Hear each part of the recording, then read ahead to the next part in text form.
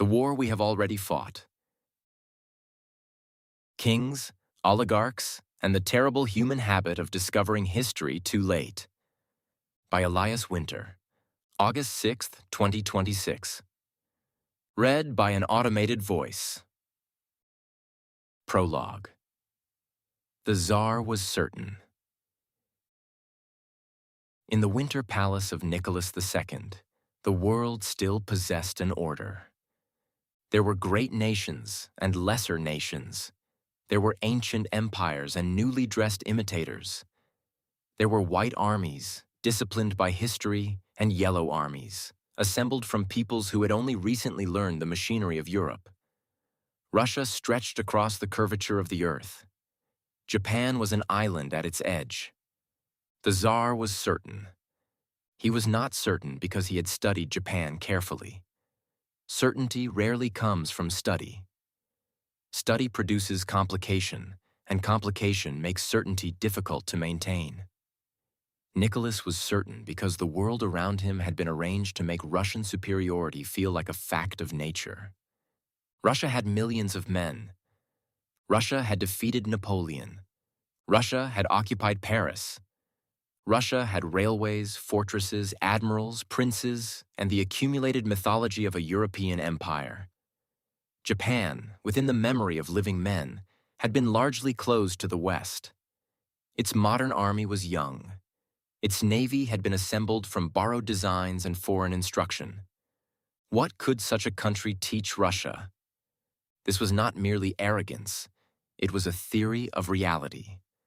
Nicholas and many of the men surrounding him believed that racial hierarchy predicted military hierarchy. Historians have found that racial and cultural stereotypes distorted Russian assessments of Japan before the Russo-Japanese War, while bureaucratic rivalry further corrupted the information reaching the imperial government.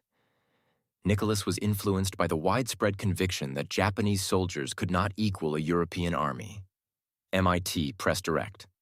And yet, while the Russian court contemplated its greatness, Japan studied. Japanese officers studied European artillery, naval doctrine, military medicine, and logistics.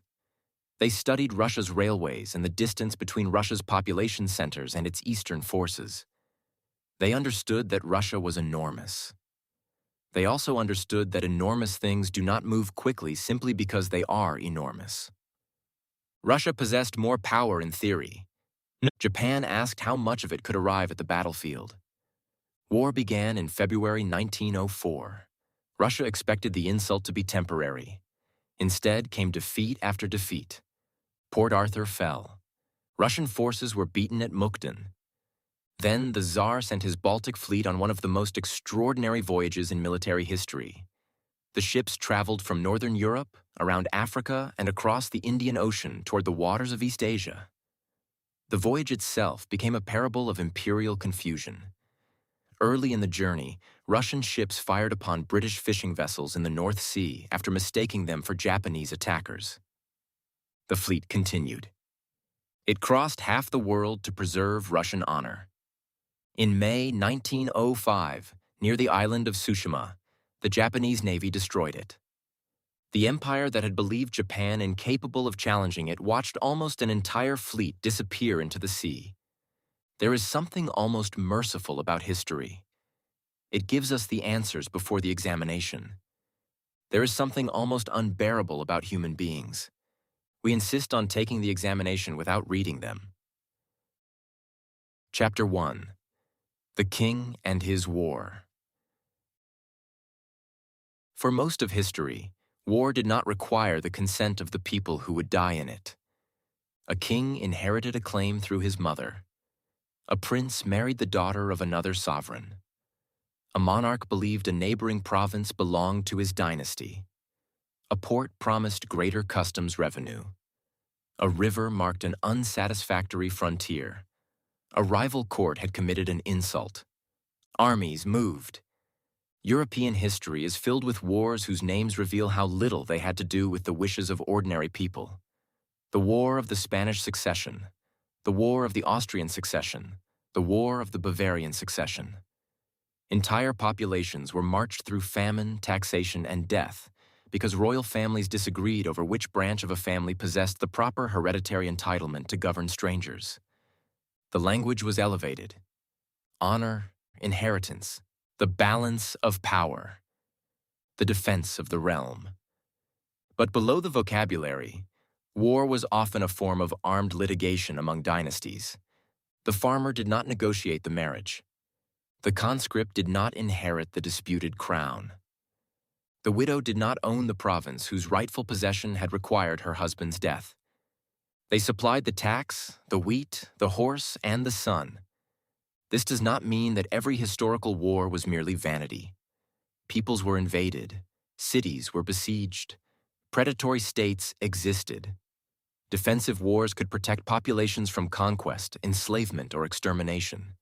But even where a genuine danger existed, another question remained. Who possessed the authority to define the danger for which everyone else must bleed? The king answered easily.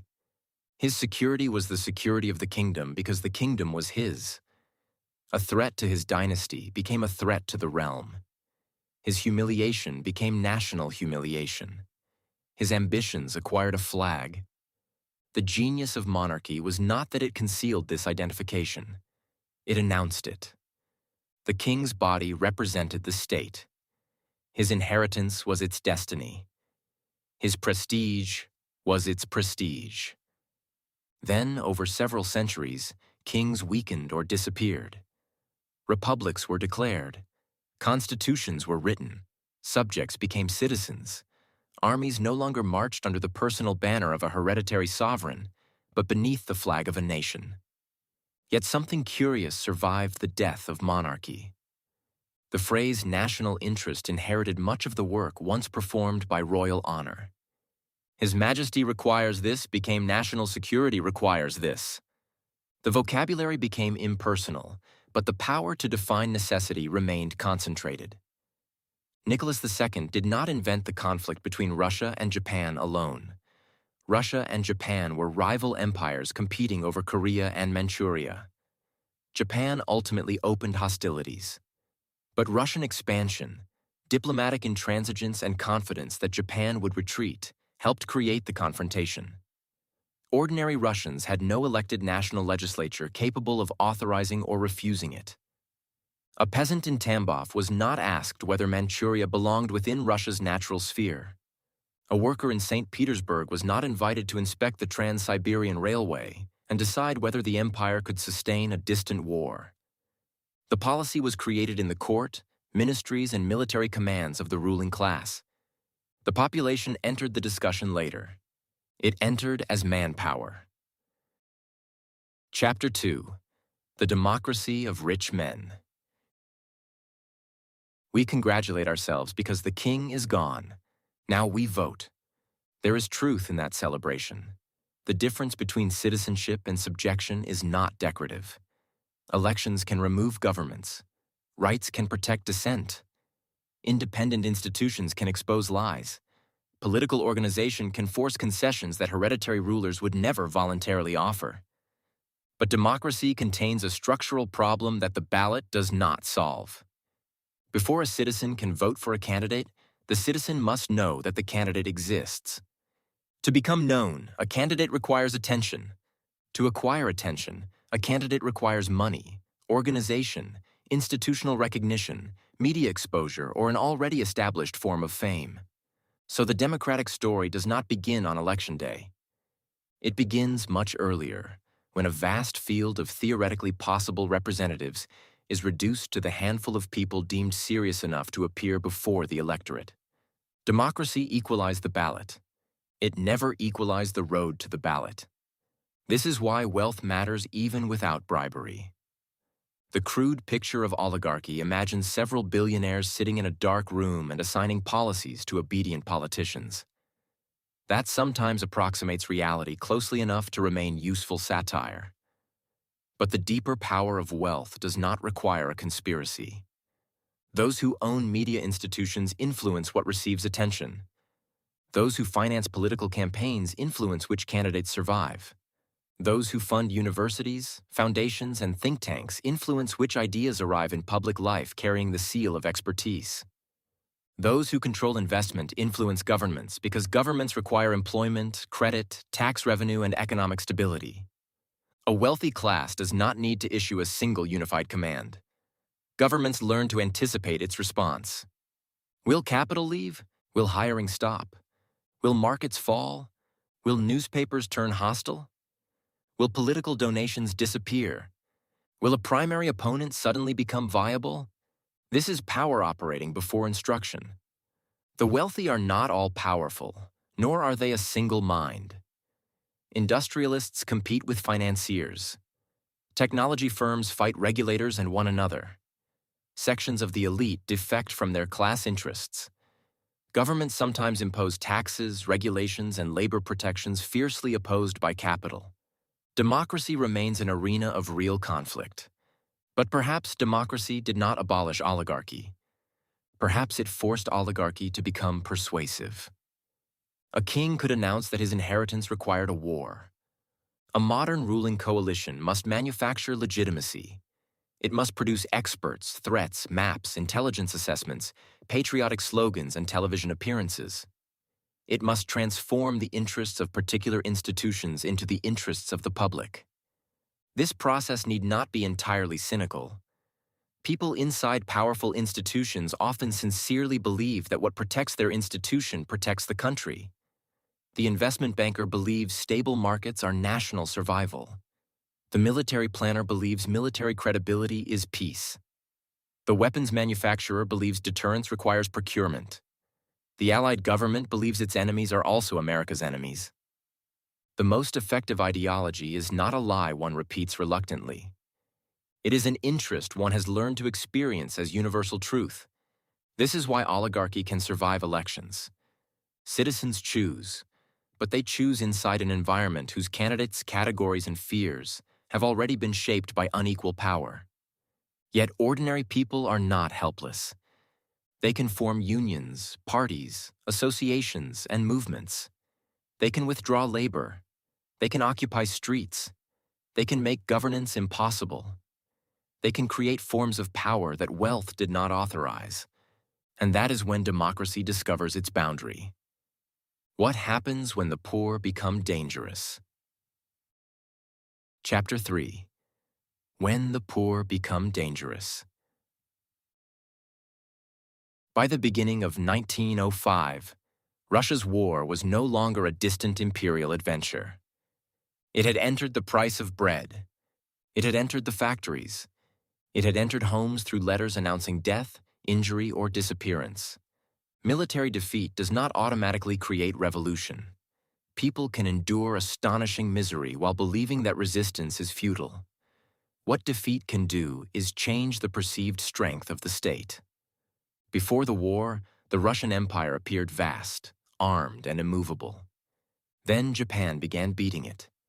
The regime was not only unjust, it was fallible. On January 22, 1905, thousands of workers moved through St. Petersburg toward the Winter Palace. They did not come initially as revolutionaries. They carried icons. They carried portraits of Nicholas. They marched behind an Orthodox priest, Georgy Gapon, bearing a petition for improved working conditions, an 8-hour day, civil freedoms, and representative government. Many still believed in the Tsar. That is the detail history should never permit us to forget. They were not walking toward the palace to kill their father. They were walking toward the palace because they believed their father did not know. The mythology of monarchy often depends on this final innocence. The ruler is good.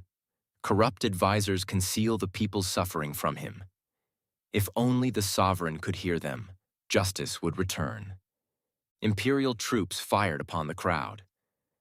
The exact number killed and wounded remains disputed, but Bloody Sunday became the catalytic event of the 1905 revolution, intensifying unrest produced by war, hunger, and demands for political rights. Library of Congress Guides. What died that day was larger than the bodies in the snow. The illusion that the ruler's ignorance separated his goodness from the violence of his state began to die with them. Strikes spread. Peasants attacked estates. Sailors mutinied. Workers constructed councils, the Soviets, to coordinate action. The St. Petersburg Soviet became an organ of counterpower. By autumn, a general strike threatened to stop the empire's circulation. This is where histories of order often become dishonest. They begin the story of violence when the subordinate class becomes disruptive. A worker breaks a window. A crowd burns an estate. A sailor points his weapon at an officer. That is where official memory places the beginning. But chronology is political. Before the broken window came the exhausting shift. Before the burning estate came land hunger.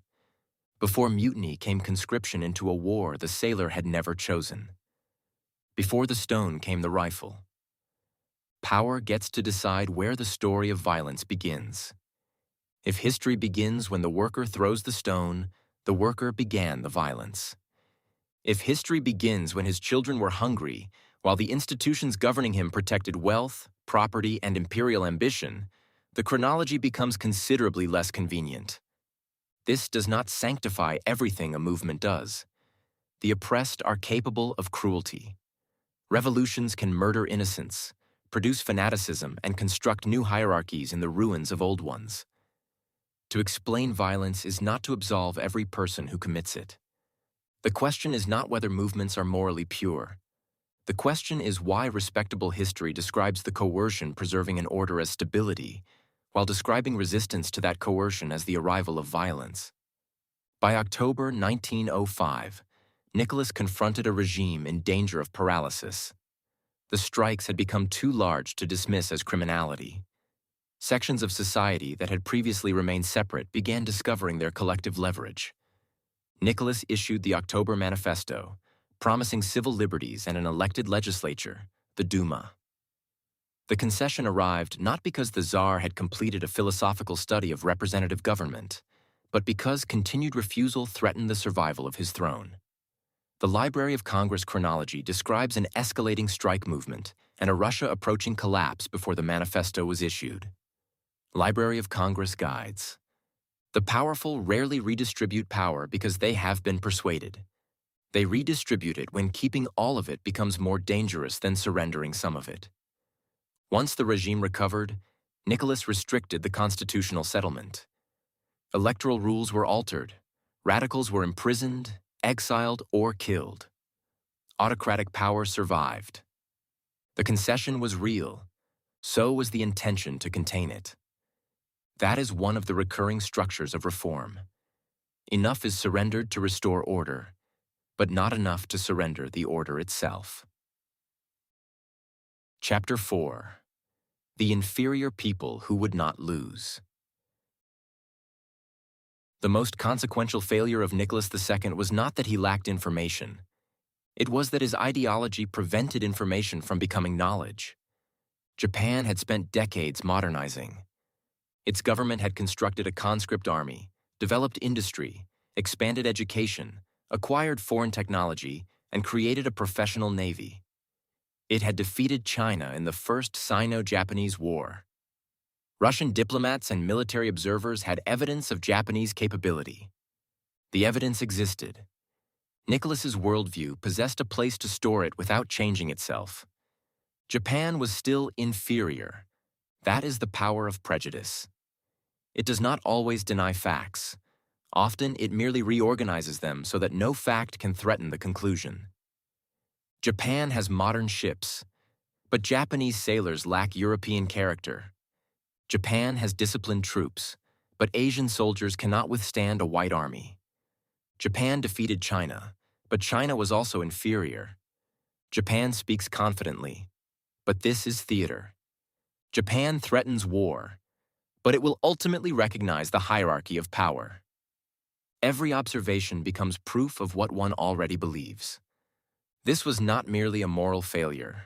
It was an intelligence failure. Racism is commonly described as hatred, but hatred is only one of its forms. Racism is also a theory of prediction. It tells the believer what other people can build, endure, understand, and become.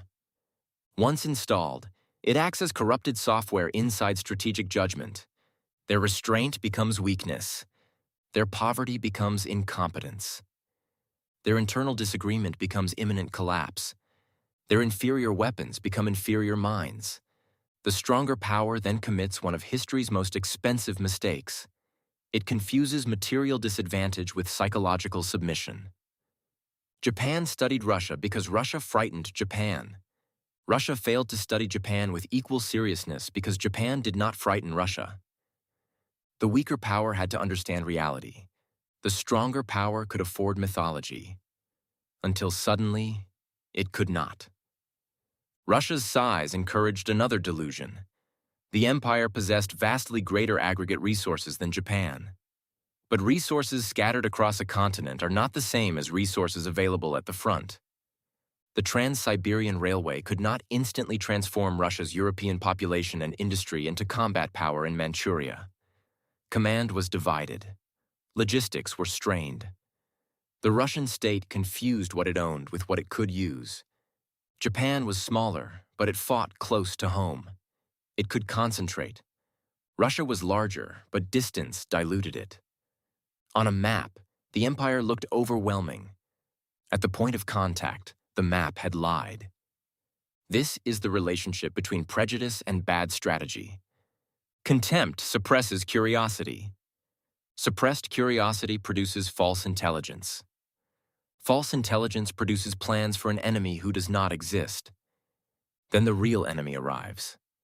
At Tsushima, the real Japan arrived. The Russian Baltic Fleet had crossed oceans to rescue imperial prestige. It entered waters where Japanese Admiral Togo Heihachiro was waiting. Japanese forces were better prepared, better coordinated, and operating near their own bases. The result was not a narrow reversal that propaganda could easily absorb. It was annihilation. And yet Nicholas remained Tsar. That matters. History often gives us the final collapse first because endings are easier to remember. We know that Nicholas would eventually abdicate in 1917. We are tempted to imagine 1905 as a straightforward prelude. But rulers can survive catastrophic error. Institutions can metabolize humiliation. Propaganda can rename defeat. Courtiers can blame disloyal subordinates, insufficient commitment, foreign sabotage, or the population's failure to believe intensely enough. The ruler who created the failure may remain in the palace while ordinary people absorb the cost. That is perhaps the darkest privilege of power. It can make mistakes at the scale of nations and experience the consequences initially as embarrassment. Chapter 5. We have seen this war before. Iran, 2026. The comparison must be made carefully because history becomes useless when analogy replaces thought. America is not Imperial Russia. Trump is not Nicholas II. Iran is not Meiji Japan. The United States possesses elected institutions, a professional military, an independent press, and a far greater capacity than Russia had to project force. American forces have not suffered a naval annihilation resembling Tsushima. But history does not repeat by reproducing costumes. It repeats by reproducing incentives. On February 28, 2026, the United States and Israel launched a major war against Iran. American and Israeli strikes killed Iran's supreme leader, Ali Khamenei, and hit military, nuclear, and leadership targets. Iran retaliated against Israel and countries hosting American forces. The conflict widened across the Gulf, disrupted shipping, and damaged regional energy infrastructure. Reuters. At the beginning, the superior power looked at the weaker country and saw the familiar conclusion. Iran was sanctioned. Iran was technologically outmatched. Iran had suffered internal discontent. Iran's air defenses and conventional military could not equal those of the United States and Israel. Its leadership could be decapitated. Its infrastructure could be struck. Its capacity could be degraded. All of that may have been true in the narrow military sense. But once again, measurable superiority was converted into a psychological prophecy. They will behave as we expect because we can destroy more than they can. That proposition does not follow. Weapons can destroy buildings more reliably than they can create submission. A government can lose commanders and retain coercive capacity. A society can despise its rulers and resist foreign attack. A poorer state can be unable to win conventionally, yet remain capable of making victory unaffordable for its enemies. Iran had spent decades preparing for a conflict it knew it could not fight symmetrically. It developed missiles, drones, hardened facilities, maritime leverage, and regional relationships designed not to defeat the United States in a conventional war, but to distribute the costs of attacking Iran across the region and the global economy. By March, Iranian retaliation had spread across the Gulf.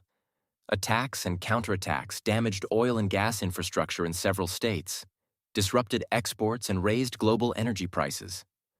Reuters documented strikes on facilities across Iran and the Gulf, and described Iran's continued ability to impose severe costs despite American and Israeli superiority. Reuters. This is the asymmetry Nicholas failed to understand. The weaker state studies the stronger state's dependencies. It asks not, how do we become America? It asks, what does America require in order to sustain the appearance of effortless power? Open shipping lanes, protected bases, reliable allies, affordable energy, sufficient interceptors, a domestic population willing to tolerate cost, an election calendar that does not punish prolonged disorder. Iran did not need to match American power in total. It needed to identify where American power became politically fragile. By August, the conflict had lasted 5 months. Iran had largely closed or disrupted the Strait of Hormuz, through which roughly 1/5 of global oil and liquefied natural gas had passed before the war. Energy costs and weapons consumption increased pressure on the Trump administration to find an exit. Trump alternated between threats of new attacks, cancellations or postponements, declarations of imminent agreement, and renewed confrontation. Al Monitor. The pattern acquired a joke. Taco. Trump always chickens out. The joke is crude, but popular comedy sometimes detects political structure before official analysis permits itself to name it. Trump threatens overwhelming action. Markets react. Allies plead for restraint. Negotiations appear. The threatened attack is delayed or canceled. The cancellation is presented not as retreat, but as proof that the threat worked. Then the underlying conflict remains unresolved, and the cycle begins again. The analytical point is not simply that Trump is frightened. The deeper problem is prestige entrapment. A leader who builds his identity around strength cannot easily acknowledge strategic limitation. But a leader confronting strategic limitation cannot safely execute every maximal threat he makes. Escalation risks greater casualties, regional destruction, economic shocks, and further depletion of military resources. Retreat risks revealing that the original war did not produce the political result promised. So the ruler searches for a third category. Retreat described as victory. Delay described as mercy. Negotiation described as surrender by the enemy. Reversal described as strategic genius. The leader who built his legitimacy around strength becomes the prisoner of appearing strong. This is where Nicholas returns. Nicholas's racial ideology told him Japan would ultimately understand its place. The American-Israeli war coalition appears to have made a related error about Iran, that military and technological hierarchy would translate into predictable political behavior. Iran's restraint was read as weakness. Its sanctions-battered economy was read as evidence of fragility. Its internal divisions were read as readiness for collapse. Its military inferiority was read as an absence of strategic intelligence. Once again, contempt acted as an epistemic handicap. This does not mean Iran's government is virtuous. The Islamic Republic has repressed Iranians, restricted political freedom, imprisoned dissenters, and used violence to preserve its own ruling order. An accurate account of American arrogance does not require romanticizing Tehran, nor does the failure of American strategy erase the immense suffering imposed on Iran. Thousands have been killed, infrastructure has been destroyed, and ordinary Iranians have borne the physical consequences of decisions made by governing elites on all sides. The wider war has disrupted daily life far beyond Iran through fuel prices, shipping interruptions, and regional attacks. AP News. That is exactly why the phrase national interest must be interrogated. Who defined this war as necessary? Who possessed access to the rooms where military assumptions became state policy? Which allied government helped frame Iran as a danger requiring immediate war? Which defense, security, and ideological institutions amplified that framing? Who carried the political risk? Who carried the physical risk? The answer is not that every wealthy person secretly ordered the war. Oligarchy rarely requires such neat coordination. The argument is structural. A narrow coalition possesses vastly greater power than ordinary citizens to define threats, circulate interpretations, and make certain courses of action appear inevitable. Once the machinery moves, the population is consulted chiefly through demands for loyalty.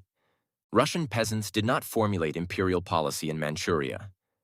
Americans possess rights those peasants could scarcely imagine. They can protest, publish, organize, and vote against the government. But they did not collectively construct the assumptions behind the Iran war. They encountered those assumptions after the state had transformed them into action. Different political systems. A disturbingly familiar distance between those who choose geopolitical risk and those who absorb it. The war has not produced an American Tsushima. There has been no single military catastrophe so undeniable that the mythology of easy superiority collapses in one afternoon. The failure is instead strategic. The United States can destroy Iranian targets. It has not reliably translated destruction into capitulation. It can kill leaders. It cannot guarantee the behavior of those who replace them. It can dominate the air. It cannot make geography disappear. It can threaten Iran's infrastructure. It cannot prevent Iran from threatening the infrastructure upon which allies and global markets depend. This is how powerful states lose without losing every battle. They discover that victory was defined as an adversary's surrender, while their instruments were designed primarily for destruction. Nicholas believed Japan would bow because Russia was greater. Trump and his allies appear to have believed Iran would break because America and Israel could strike it with near impunity. Both mistook the hierarchy of weapons for a hierarchy of intelligence, endurance, and will. The supposedly inferior people refused to perform inferiority. And the superior power, unable to produce the ending it had imagined, began improvising. Epilogue. The examination. Human beings now possess almost immediate access to thousands of years of political failure. We know about Athens in Sicily. We know Napoleon in Russia. We know Nicholas in Japan. We know 1914. We know Vietnam. We know Iraq. We know what happens when rulers mistake prestige for national interest, military superiority for political control, and contempt for intelligence. The archive is open. The examination answers are visible. And still, every generation experiences its circumstances as unprecedented. Why? Perhaps the problem is not that we failed to remember history. Perhaps the problem is that remembering history is easy, while recognizing ourselves inside it is almost impossible. Everyone recognizes the dead emperor's arrogance.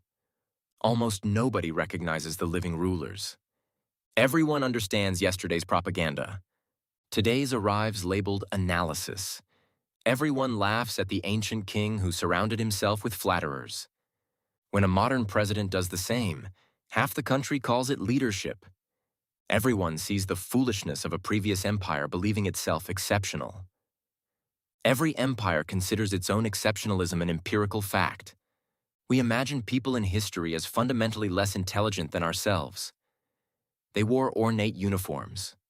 They believed absurd racial theories. They called rulers sacred. They marched into catastrophes beneath banners whose slogans now sound antique. We know better, or so we tell ourselves. But Nicholas II did not wake each morning believing himself a historical warning. He experienced himself as a rational ruler navigating unprecedented circumstances. His advisors produced arguments. His generals produced estimates. His ideology organized the evidence. His empire seemed powerful, Japan seemed weak. The conclusion felt obvious. That is the terror of history.